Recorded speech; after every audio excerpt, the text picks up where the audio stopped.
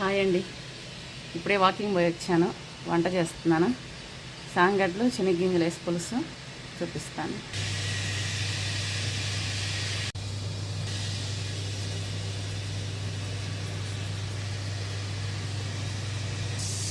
కొంచెం అంత వడి వేసిన తర్వాత ఎర్రగడ్డలు ఇది వచ్చి సాంగడ్లు శనగగింజలు ఉప్పు మిరపొడి ధనియాల పొడి తెల్లగడ్డ అంతా కొట్టి దాంట్లో వేసేసి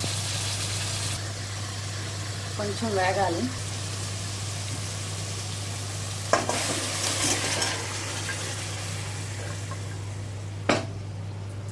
అంతే, మూత పెట్టేసి ఉడికించుకోవాలి. కాసేపు బాగా ఉడుకుతుంది కదా, ఈ టైంలో లాస్ట్లో అంతా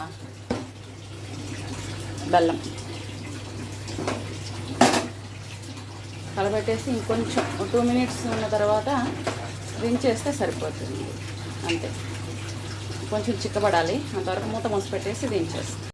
అంతే, అయిపోయింది. ఇంకా దించేసేది. కాయింది అంతే అండి, సూపర్గా ఉంటుంది.